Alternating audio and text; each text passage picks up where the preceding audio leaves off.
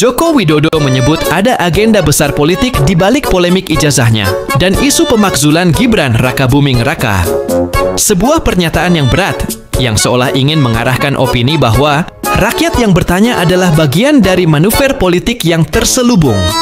Namun dalam sistem demokrasi, narasi seperti itu justru mengundang pertanyaan balik. Siapa sebenarnya yang sedang menjalankan agenda? Rakyat menanyakan ijazah bukan karena benci, bukan karena ingin menjatuhkan, tapi karena ingin tahu, benarkah orang yang pernah memimpin negeri ini memenuhi syarat formal yang sah? Itu pertanyaan yang sah dan legal. Dan jika benar bahwa ijazah itu asli, apa sulitnya untuk menunjukkannya langsung kepada publik? Apakah keterbukaan terhadap rakyat dianggap kelemahan? Masalahnya bukan soal ada atau tidak. Masalahnya adalah keengganan untuk membuktikan secara langsung, transparan, dan jujur. Bukti-bukti administratif seharusnya tidak perlu disembunyikan di balik institusi atau perantara. Karena dalam tata kelola negara yang sehat, kepercayaan dibangun dari kejelasan, bukan dari narasi sepihak. Kemudian, soal pemakzulan. Rakyat menuntut DPR untuk menjalankan fungsinya. Pasal 7. Undang-Undang Dasar 1945 menyatakan bahwa presiden dan atau wakil presiden dapat diberhentikan oleh MPR atas usul DPR bila terbukti melakukan pelanggaran hukum atau pengkhianatan terhadap negara. Lantas, ketika rakyat mencurigai adanya pelanggaran, baik administratif maupun etika dalam pencalonan Gibran, kenapa DPR diam? Ini bukan tuduhan kosong. Kita bicara soal putusan Mahkamah Konstitusi yang penuh konflik kepentingan, yang memicu pelanggaran etika berat. Kita bicara soal perubahan syarat usia wakil presiden yang hanya terjadi karena kedekatan kekuasaan. Maka ketika rakyat berbicara tentang pemakzulan, itu bukan sekadar wacana liar. Itu adalah respon logis dari ketidakberesan dalam proses kenegaraan. Yang lebih mengkhawatirkan adalah ketika kekuasaan mulai menggunakan narasi seolah-olah dirinya sedang diserang, seolah-olah pertanyaan rakyat adalah bentuk sabotase. Padahal menjawab pertanyaan rakyat adalah bagian dari kewajiban moral seorang pemimpin, bukan beban.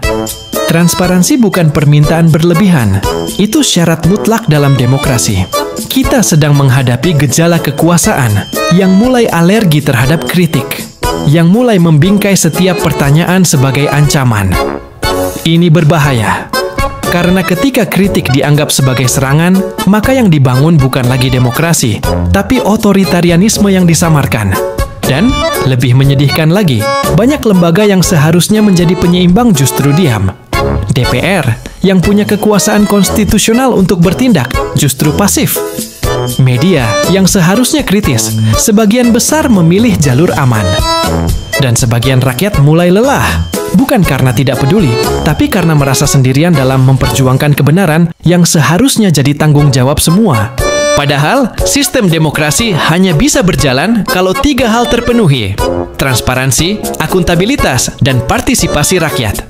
Tanpa transparansi, kepercayaan runtuh.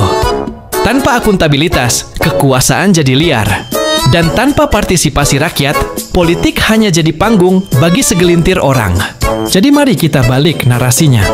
Yang berhak curiga bukan penguasa, tapi rakyat. Karena rakyatlah yang memberi mandat. Rakyatlah yang membayar pajak.